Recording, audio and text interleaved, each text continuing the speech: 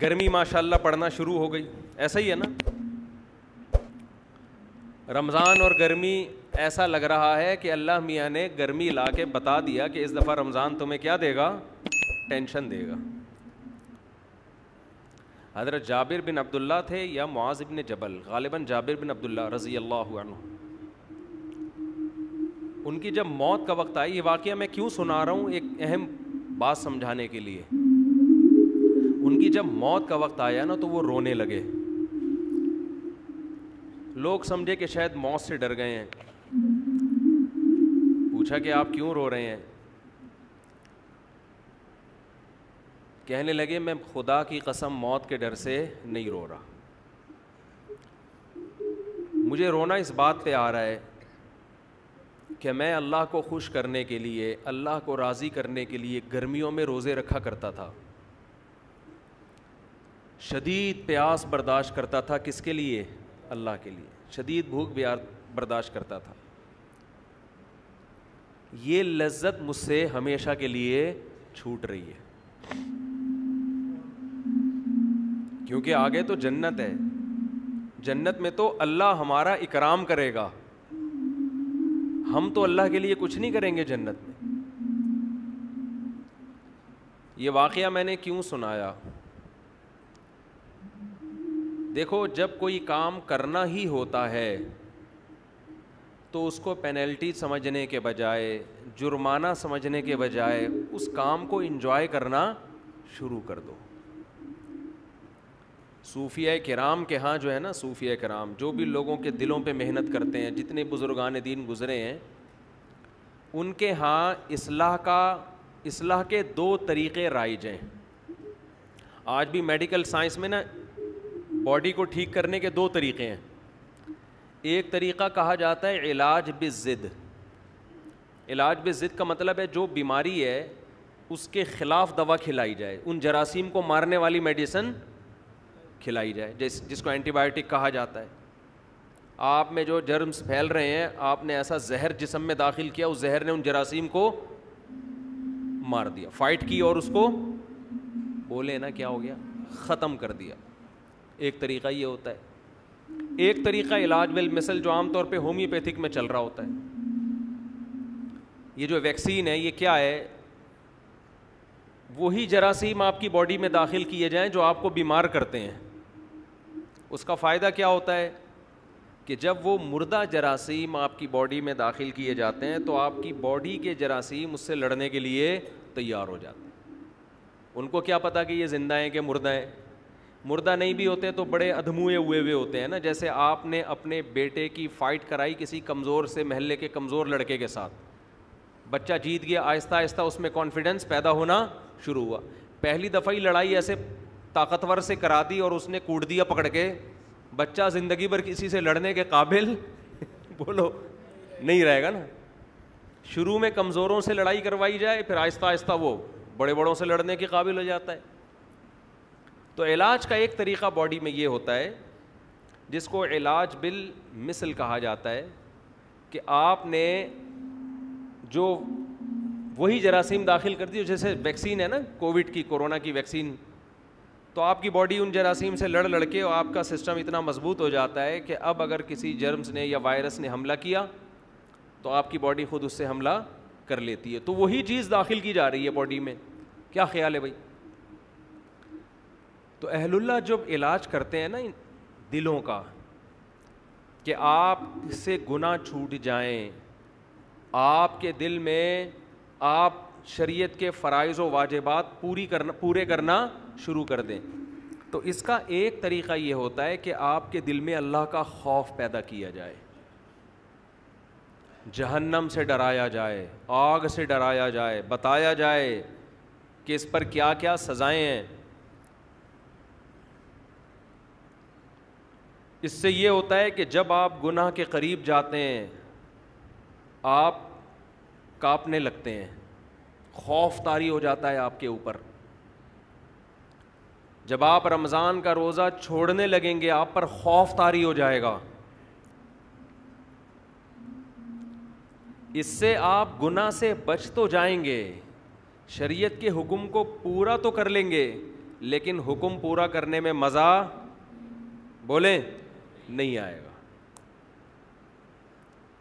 خوف کی وجہ سے بھی انسان کام کر لیتا ہے لیکن کام میں جان پیدا نہیں ہوتی. کچھ طلباء وہ ہوتے ہیں جو ایگزام کی تیاری کے لیے پڑھتے ہیں, انہیں پڑھنے کا شوق بالکل بھی نہیں ہوتا, ڈر ہوتا ہے کہ کل فیل ہو جائیں گے, ابا سے مار پڑے گی, یہ ہو جائے گا وہ ہو جائے گا. وہ بھی پڑھ لیتے ہیں لیکن جب وہ کتاب سامنے رکھ کے بیٹھتے ہیں تو انہیں خوشی نہیں ہوتی بلکہ ان کو تکلیف کہ کب اس عمل سے ہماری جان چھوٹے گی. سمجھتے ہو؟ یہ لوگ زیادہ ترقی نہیں کر پاتے, یہ دھکے دے دے کے چلتے رہیں گے, ایک دن بیزار ہو کے بھاگ جائیں گے. اور ایک طریقہ یہ ہوتا ہے کہ آپ جو کام کر رہے ہیں, جو ذمہ داری آپ کو دی گئی, اس میں آپ کی دلچسپی پیدا ہو جائے, وہ کام آپ کے لیے مزیدار ہو جائے. گناہ کبھی اللہ کے خوف سے انسان چھوڑتا ہے, کبھی اللہ کی محبت میں چھوڑتا ہے. محبت میں جب کام کیا جاتا ہے تو وہ کام مزیدار ہو جاتا ہے, اس میں دل لگتا ہے انسان کا.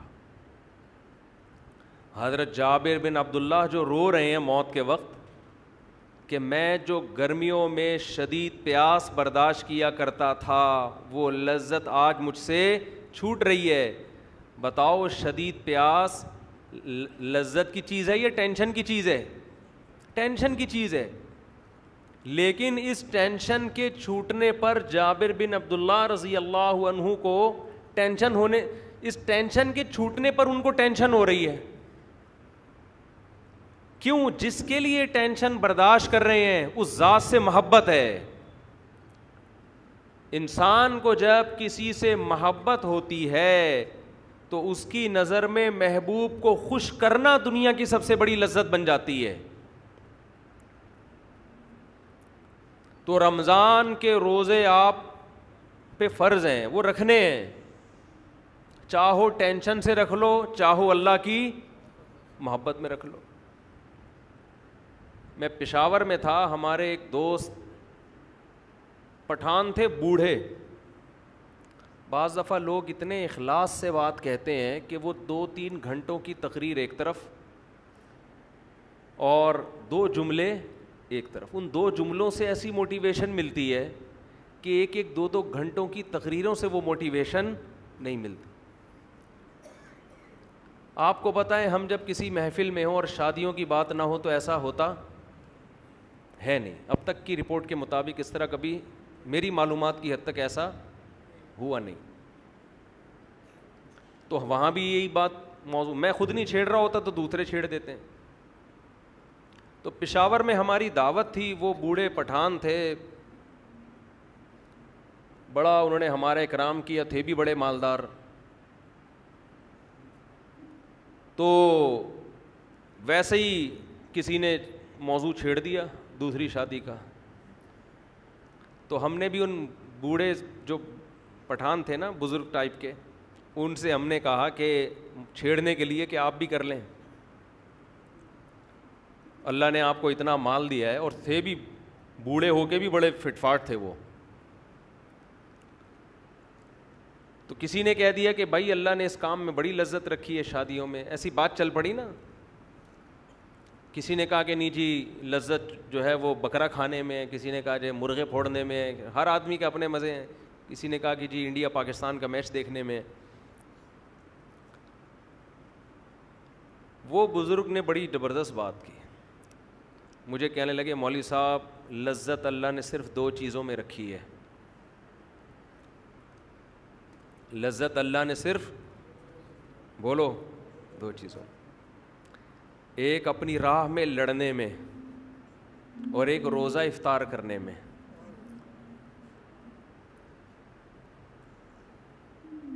یہ بات انہوں نے ایسے جذبے سے کہی, جو آدمی خود عمل کرتا ہے نا, عمل, اس کی بات میں اللہ نے وزن بہت رکھا ہے. شو مارنے کے لیے تو کوئی بھی کچھ بھی کہہ دے, گورنمنٹ کی طرف سے کوئی پابندی نہیں. آج کل بڑے بڑے موٹیویشنل اسپیکر پڑے ہوئے ہیں, ایسی ایسی تقریریں کر رہے ہوں گے, آپ کو لگے گا ان سے زیادہ نیک آج تک اس کائنات میں پیدا ہوا ہی نہیں. لیکن جب آپ ان کے پاس جاؤ تو 5 منٹ بات کرنے کے بھی پیسے مانگتے ہیں وہ. ان سے بولو نا کوئی نصیحت کر لو, کہہ رہے 50 روپے یہاں رکھ, پھر نصیحت کروں گا میں تجھے. مکمل پروفیشنل بن چکے ہیں, پیسہ, بزنس, خیر خواہی کا جذبہ ہے, اچھے بھی ہیں, اچھے لوگ بھی ہیں. تو اس نے جو دل سے یہ بات کہی نا, اس بات کو کہے ہوئے میرا خیال ہے 7-8 مہینے ہو گئے. اتنا مزہ آیا اس کے منہ سے یہ 2 جملے سننے میں, اتنا مزہ آیا کہ جب میں یہ بیان کرتا ہوں نا, تو بیان کرتے ہوئے مجھے اپنے جذبات پہ کنٹرول نہیں ہوتا. سوچیں اس نے کتنے اخلاص سے یہ جملہ کہا ہوگا. اس کی ساری عمر لڑائی میں گزری ہے, ساری عمر. اس نے کہا مزہ اللہ نے کس میں رکھا ہے؟ صرف 2 چیزوں میں. ایک خدا کی راہ میں لڑنے میں, دوسرا روزہ افطار کرنے میں. آپ کہہ سکتے ہو کہ روزہ افطار کرنے میں جو لذت ہے وہ کھانے پینے کی لذت ہوگی. میرے بھائی, کھانے پینے کی لذت ہر بھوکے کو حاصل ہوتی ہے. کھانے پینے کی لذت ہر بھوکے کو, بولو, یہ تو انگریز کو بھی ہوتی ہے. بھوک کے بعد اس کو کھانا ملے گا, اس کو بھی بڑا مزہ آئے گا.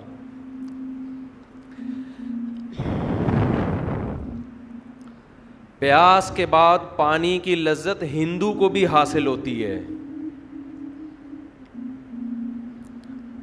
اس بزرگ کا مطلب وہ لذت نہیں تھا جو ہر بھوکے اور ہر پیاسے کو کھانے اور پینے کے وقت, بولو, حاصل ہوتی ہے.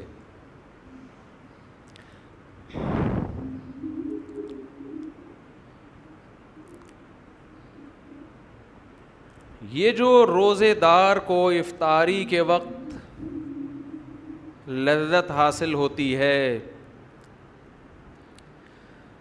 یہ وہ لذت ہے جس لذت کے حاصل کرنے کے لیے دل میں اللہ کی محبت کا ہونا, بولو, ضروری ہے.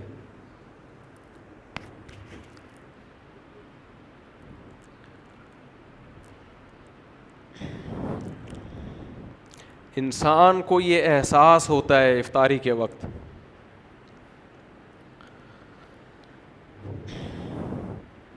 ذرا تھوڑا سا ٹھنڈا پانی دے دیں. جب سے یہ 3 شادیاں ہوئی ہیں نا, مجھے بات بات پہ رونا آتا ہے. آج جتنی انسان کی شادیوں کی تعداد بڑھتی ہے نا, اس کو بات بات پہ رونا آنا شروع ہو جاتا ہے. 4 کے بعد تو ہر بات پہ روتا ہے وہ.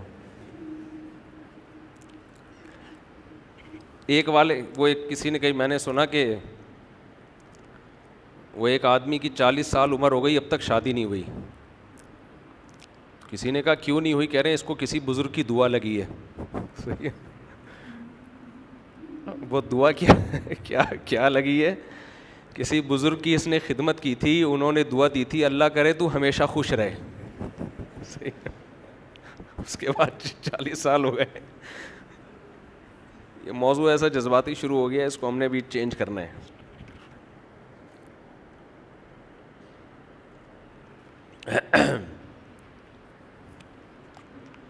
بعض دفعہ مسائل کچھ اور ہوتے ہیں, رو کسی اور بات پہ رہا ہوتا ہے آدمی, سمجھ رہے ہیں نا.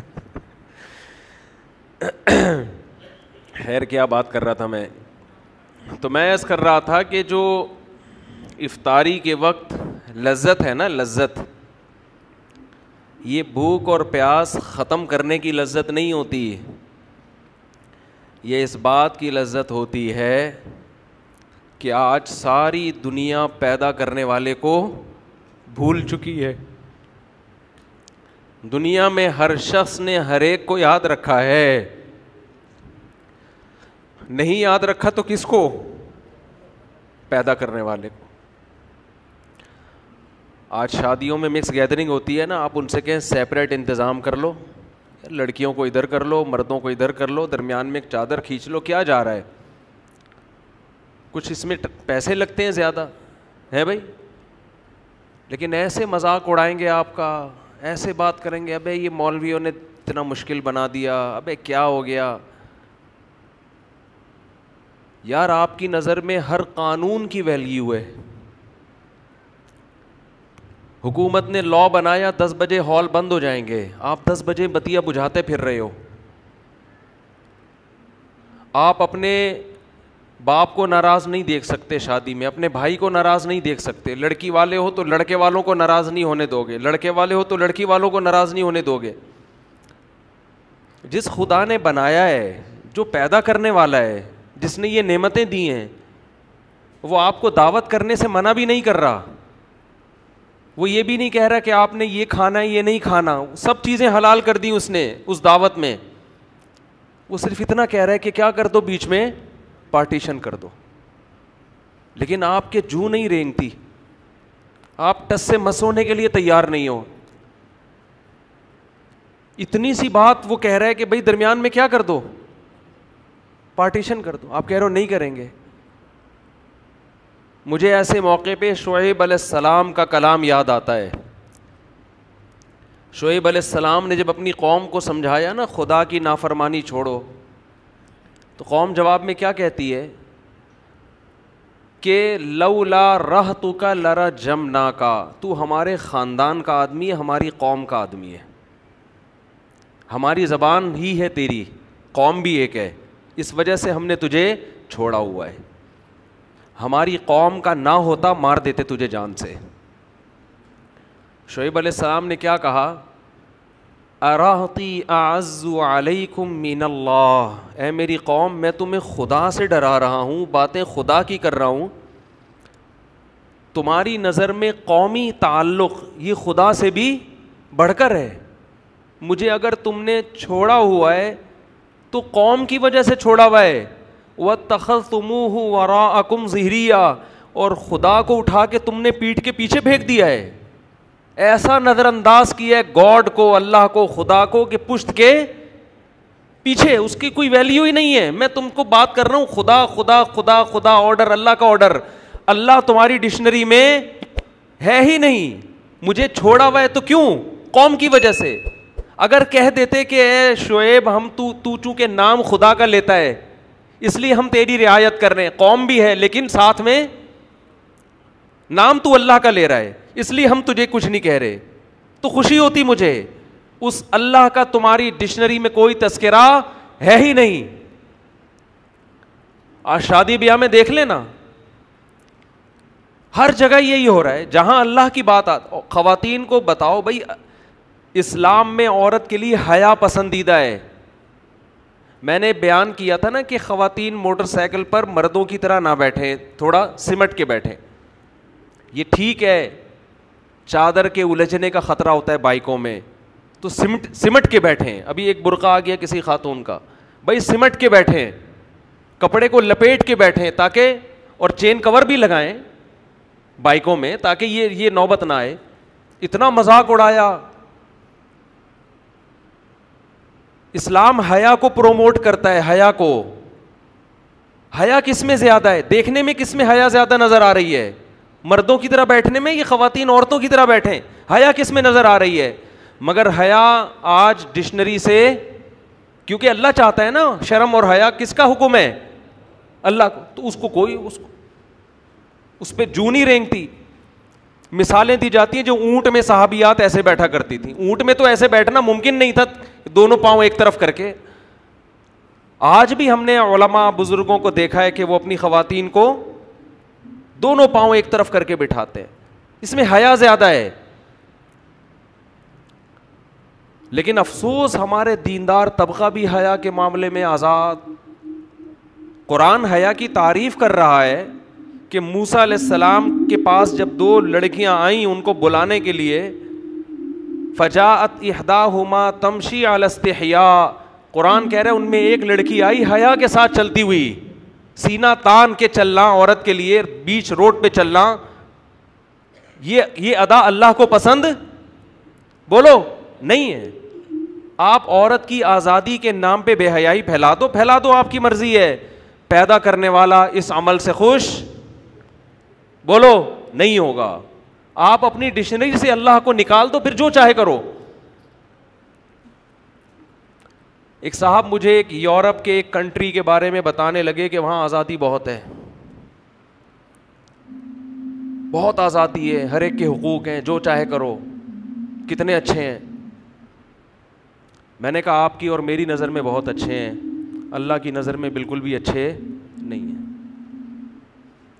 کیونکہ ان آزادی کی وجہ سے انہوں نے جن گناہوں کو حلال قرار دے دیا ہے نا, ہومو سیکشولیٹی کو, زنا کو, لڑکیوں سے آپس میں تعلقات, ان چیزوں کی وجہ سے اللہ کی نظر میں وہ بالکل بھی اچھے نہیں ہیں. یہ تو وہ عمل ہے جس سے اللہ نے قوم لوط کو اٹھا کے پٹخ کے مار دیا.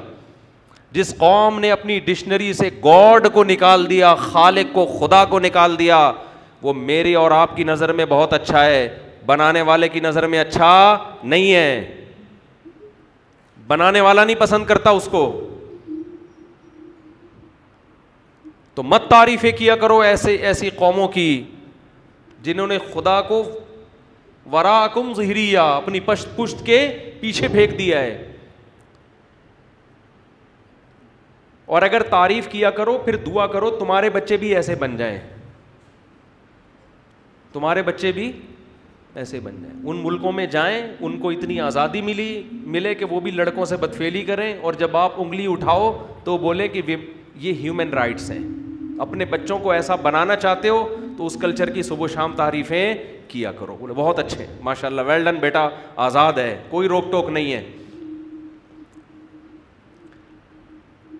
تو میں یہ عرض کر رہا تھا کہ ایسے دور میں جب اللہ کو ڈکشنری سے نکال دیا گیا, اللہ کو لغت سے نکال دیا گیا, ایسے موقع پہ کوئی صبح سے لے کے شام تک بھوک اور پیاس کو برداشت کرے, اور ایک دن نہیں, ایک دن, پھر دوسرا دن, پھر تیسرا دن, پھر چوتھا دن, پھر پانچواں دن, پھر چھٹا دن, تو افطار کی لذت میں صرف بھوک ختم کرنے کی لذت نہیں ہے.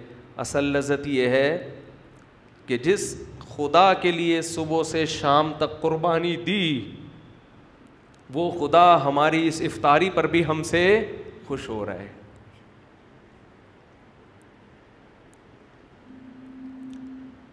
وہ ہمیں کھاتا دیکھ کے خوش ہو رہا ہے. تبھی تو ہمارے نبی صلی اللہ علیہ وسلم یہ دعا پڑھتے تھے, کیسی پیاری دعا, ذہب الظما, شدید پیاس کے بعد جب روزہ افطار ہو, فرماتے تھے نبی صلی اللہ علیہ وسلم کتنی لذتیں اللہ نے دے دی. ذہب الظما, فرماتے پیاس چلی گئی. شدید پیاس میں آپ پانی پیتے ہیں, کیسا سکون ملتا ہے. ذہب الظما, پیاس چلی گئی. وابتلت العروق, رگیں تر ہو گئیں. سارا دن انسان بھوک اور پیاس کی وجہ سے کیسا خشک ہو جاتا ہے, سوکھ جاتا ہے. آپ نے دیکھا ہوگا افطاری کر کے جب لوگ نماز میں آتے ہیں چہروں پہ کیسی رونق بحال ہو جاتی. عصر میں نمازیوں کی حالت دیکھا کریں اور مغرب میں دیکھا کریں, زمین اور آسمان کا فرق ہے, کیسی چہروں پہ رونق آتی ہے. ذہب الظما, فرمایا پیاس چلی گئی. وابتلت العروق, رگیں تر ہو گئیں. یہ مادی نعمت ہے. اور آگے فرماتے ہیں وثبت الاجر انشاء اللہ, اور اللہ نے چاہا تو صبح سے لے کے اب تک اللہ کے لیے جو ہم نے قربانی دی ہے وہ اجر ہمارا ثابت ہو گیا. وہ اجر اللہ نے اپنے ہمارے اعمال میں لکھ دیا. مزے ہی مزے, لذتیں ہی لذتیں. ان لذتوں سے ہمارا لبرل طبقہ, دنیا دار طبقہ اور غیر مسلم بولو محروم ہے. یہ لذت اس کو حاصل نہیں ہے.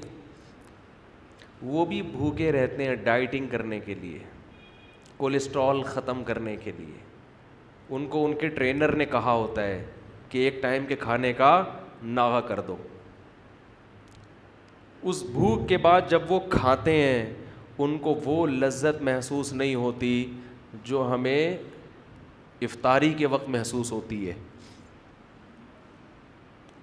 افطاری میں اللہ نے صرف جسم میں سکون نہیں رکھا, بلکہ افطاری کے وقت اللہ نے روح کا سکون رکھا ہے, روح میں. یہی لذت اللہ نے سحری میں رکھی ہے. سحری کا وقت ایک ایسا ٹائم ہے جس وقت دنیا کی کوئی قوم نہیں کھاتی. کبھی نہیں دنیا میں سنا ہوگا آپ نے اس ٹائم پہ لوگ کھانا کھا رہے ہو, کبھی سنا ہے بھائی کہ جیپنیز صبح 4 بجے اٹھ کے کھانا کھاتے ہیں؟ کبھی سنا آپ نے؟ اگر سنا ہے تو بول دیں ہاں سنا ہے, نہیں سنا تو تھوڑا گردن ہلا دیں. کبھی سنا آپ نے؟ کھانے کا ٹائم نہیں ہے, یہ کہیں بھی نہیں دنیا میں کھایا جاتا. نہ امریکی کھاتے ہیں, نہ جاپانی کھاتے ہیں, نہ چائنیز کھاتے ہیں, نہ ہندو کھاتے ہیں, نہ سکھ کھاتے ہیں. اللہ کو یہ ادا پسند آتی ہے کہ جہاں لوگوں نے میرا نام لینا چھوڑ دیا, ہر جگہ نفس پرستی. اب تو لوگ حکومت سے مطالبہ بھی صرف مہنگائی, صحت, ان چیزوں کا کرتے ہیں. اسلام کا مطالبہ کرنا بھی چھوڑ دیا. پہلے ہمارے سیاسی لیڈر اسلام کا نام لیتے تھے, مجھے ووٹ دیں میں اسلام کو نافذ کروں گا. اب ہمارے سیاسی لیڈروں نے اسلام کا نام لینا چھوڑ دیا. ان کو پتہ ہے اسلام کے نام پہ ووٹ نہیں ملے گا, ووٹ ملے گا مہنگائی کے نام پہ, آزادی کے نام پہ. تو ایسے دور میں جب اللہ کو لوگوں نے اپنی کتابوں سے, اپنی ڈکشنری سے نکال دیا, تو نبی صلی اللہ علیہ وسلم نے فرمایا کہ اللہ اور اس کے فرشتے صبح سحری کھانے والوں کے لیے پر رحمت بھیجتے ہیں. فرشتے رحمت کی دعا کرتے ہیں ان لوگوں کے پر جو صبح اٹھ کے, کیونکہ اللہ کو یہ ادا بھی اپنے بندوں کی پسند آتی ہے کہ دنیا میں کوئی قوم اس ٹائم پہ کھانا نہیں کھاتی اور میرے نیک بندے صبح اٹھ کے کھا رہے ہیں. کیوں؟ کس کا حکم ہے؟ اللہ کا حکم ہے. کلوا واشربوا حتى يتبين لكم الخيط الابيض من الخيط الاسود من الفجر. اللہ نے فرمایا کھاؤ اس وقت تک جب تک سفید دھاگا سیاہ دھاگے سے ممتاز اور جدا نہ ہو جائے, یعنی صبح صادق طلوع نہ ہو جائے. ثم اتموا الصيام الى الليل, پھر غروب آفتاب تک اس روزے کو مکمل کرو. اے اللہ بہت مشکل حکم ہے, پوری روٹین تو نے ہماری چینج کر دی. اللہ نے تسلی دی, ایام معدودات, پورے سال کے لیے نہیں کہہ رہا, گنے چنے دن ہیں, گنے چنے انگلیوں پہ گن سکتے ہو, اس سے زیادہ تمہیں میں مکلف نہیں بنا رہا. ویسے بھی آپ کی جنرل نالج کے لیے پاکستان میں 15 سال سے روزے 29 ہی ہو رہے ہیں. 30 روزے میری اور آپ کی نسلیں نہیں دیکھیں گی, مجھے تو ایسا ہی لگتا ہے. 2006 سے میں نوٹ کر رہا ہوں, اس سے پہلے کا مجھے یاد نہیں. یہ 2022 ہے, 2007 سے لے کے 2021 تک, اب 22 چل رہا ہے نا, یہ کتنے سال ہو گئے؟ 14 سال. ایک دفعہ بھی رمضان 30 کا نہیں ہوا ہے. یہ خود ایک بہت بڑا سوالیہ نشان ہے, سمجھتے ہو؟ ایک نشان ہے یہ کیا ہو رہا ہے مارکیٹ میں. محرم کبھی 30 کا ہوگا, کبھی منفی باتیں کرنے کا کوئی فائدہ نہیں ہوتا, لیکن بعض دفعہ آدمی اپنے جذبات کا تو اظہار کر سکتا ہے نا. محرم کبھی 29 کا ہوگا, کبھی 30 کا. سفر کبھی 29 کا, کبھی 30 کا. ربیع الاول کبھی 29 کا, کبھی 30 کا.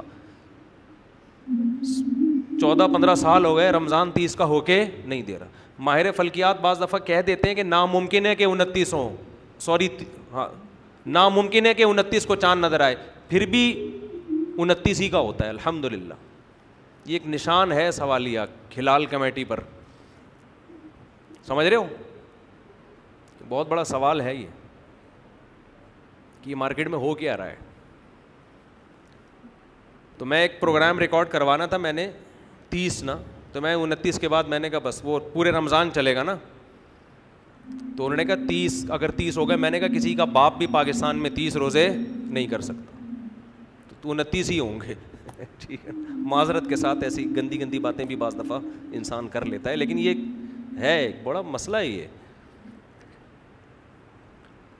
تو لیکن بہرحال جو کمیٹی کا اعلان ہو آپ نے فالو اسی کو کرنا ہے, ایسا نہ ہو کہ سب عید منا رہے ہوں اور آپ روزہ رکھ کے بیٹھے ہوئے ہوں. ہم بھی جو کیونکہ گورنمنٹ کا جو فیصلہ ہوتا ہے ماننا پڑتا ہے.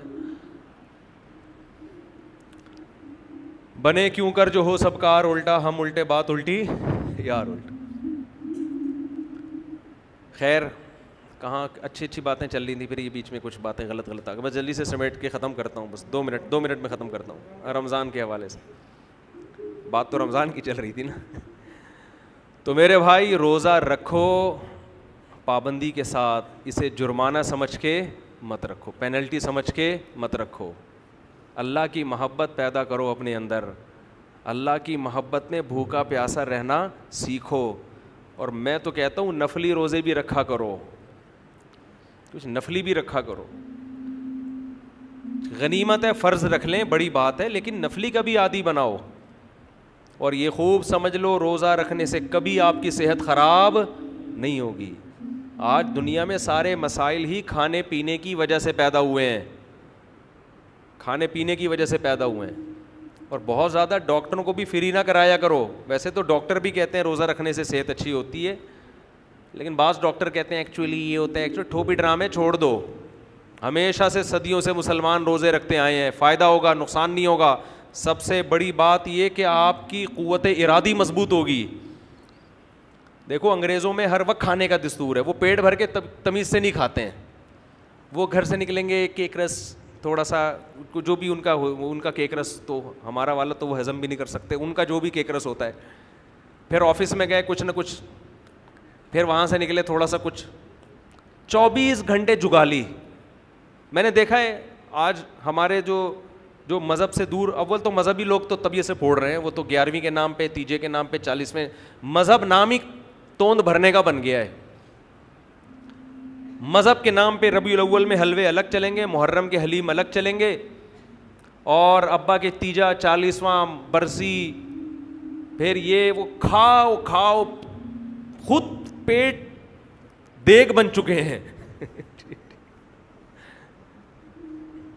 کھا کے, اور اس کو نام کیا دیتے ہیں, یہ خوب بار بار بتا دوں, کسی کا پیٹ اگر بڑا ہوا ہے تو بدگمانی جائز نہیں ہے. میں نے بہت سے لوگ دیکھے بہت بڑے پیٹ, بہت بھاری جسم, کھاتے نہیں ہیں, وہ قدرت کی طرف سے ہے. صحابہ میں بھی ایسے تھے جن کے وزن زیادہ تھے لیکن کھاتے پیتے کم تھے, تو بدگمانی جائز نہیں ہے. اسلام میں وہ موٹاپا ناپسند ہے جو زیادہ کھانے کی وجہ سے ہوا ہو. بعض دفعہ زیادہ کھانے کی وجہ سے نہیں ہوتا, نیچرل ہوتا ہے وہ. تو آج کھانا عبادت بن چکا ہے. اسلام میں کھانا عبادت نہیں ہے, پرہیز کرنا عبادت ہے. کم کھاؤ. آج شادیوں میں بھی عجیب طریقے سے کھانے, پہلے جوس لا کے پکڑا دیں گے. ابے جب جوس پی لیا تو اس کے 15 منٹ بعد کھانا آئے گا, تو آدھی بھوک تو ختم ہو گئی نا. ابھی کچھ دن پہلے ایک ولیمے میں جانا ہوا, انہوں نے پہلے لا کے نا جوس موس دینا شروع کر دیا. میں نے کہا یہ پئیں گے تو بھوک تو لگے گی نہیں پھر. انہوں نے کہا آپ کو نہیں لگے گی, باقی تو سب کو لگ رہی ہے. اس کے بعد پھر گوشت, بوٹیاں. میں سمجھا یہ کھانا ہے, ہم نے بوٹیاں کھا لیں, اب کھانا آئے گا تھوڑی دیر کے بعد. انتہا ہوتی ہے بدتمیزی کی بھائی, اس کو بدتمیزی نہیں تو اور کیا ہے یہ تو میڈیکلی بھی غلط ہے. آپ جب کھانا کھانا شروع کرتے ہیں آپ کا معدہ ایک تیزاب چھوڑنا شروع کر دیتا ہے اس کو گلانے کے لیے. معدہ سمجھتا ہے اب کھانا آ رہا ہے, معدہ اپنا کام شروع. اب آپ نے 10-15 منٹ کا اسٹاپ لے لیا تو وہ تیزاب تو آپ کے معدے کا بیڑا غرق کر دے گا. دوبارہ تھوڑی معدہ تیار ہوگا اس کے لیے. 24 گھنٹے کچھ نہ کچھ کھاتے رہتے ہیں, بس کچھ نہیں منہ میں پان رکھ لیں گے. عادت ڈالو اپنے آپ کو بغیر کھائے پیے سروائیو کرنے کی. رمضان آپ کو یہ موقع فراہم کرتا ہے کہ کھائے پیے بغیر سب کچھ کرو. ہم کچھ جانوروں کی طرح ہر وقت جگالی, ہر وقت گھر میں آتے ہیں فریج میں گھس کے تھوڑا سا یہاں سے 2 نوالے نکال لیے. میری تو عادت تھی بچپن میں فریج میں گھستے ہی دودھ سے ملائی نکال کے پی کھا جاؤ, وہ تو اب بھی ہے, وہ عادت تو ہم چھوڑتے نہیں. ملائی ہم جب بھی دیکھتے ہیں گرم گرم ملائی ہو, مزہ نہ آئے پیسے واپس. اور میں تو حیران ہوتا ہوں ان لوگوں پر جو دودھ کی گرم ملائی کھاتے نہیں ہیں, اتنی مزے کی چیز ہے. اور بچوں کو اسمیل آ رہی ہے آج کل, بچوں کو اس میں سے کیا آ رہی ہوتی ہے, اسمیل ملائی میں سے. وہ کھائیں گے کریم ڈبے والی جو زہر ہے نا کریم, وہ کھا رہے ہوں گے. دودھ کی جو بھینس کے دودھ کی خوشبودار بلائی, اس سے ان کو کیا آ رہی ہے, اسمیل آ رہی. فطرت ہی برباد ہو گئی ہے. تو ہر وقت ملائی کے علاوہ ملائی کھا سکتے ہو, کیونکہ میں کھاتا ہوں. باقی ہر وقت کھانا اچھا کام بولو نہیں ہے, بری عادت ہے یہ. رمضان آپ کو یہ ٹریننگ دے دیتا ہے کہ کچھ تھوڑا سا پیٹ کو بھی کیا کرو, آرام دو. ایسے ہی صبح آفس جاؤ بغیر ناشتے کے, تو عادت ڈالو. لیکن مسئلہ ہمارے ساتھ یہ ہے کہ رمضان میں عادت پڑتی ہے, اس کے بعد جو پرہیز ٹوٹتا ہے نا ہمارا, ایسا پھر عید کے بعد سے پھوڑنا پھاڑنا, وہ معدے کی ایسی کی تیسی ہو جاتی. تو رمضان میں عادت ڈالیں. کچھ باتیں میں بھی انشاءاللہ بیان کے بعد بتاؤں گا, وقت چونکہ زیادہ ہو چکا ہے, گرمی بھی ہو رہی ہے, ٹائم بھی اوپر ہو گیا ہے. تو جو حضرات بیٹھنا چاہیں وہ بیٹھ سکتے ہیں. بیان کے بعد انشاءاللہ کچھ دیر مسائل کا بھی سیشن ہوگا, جو سوال پوچھنا چاہیں کچھ دیر اس پر بھی میں تھوڑی سی بات کروں گا.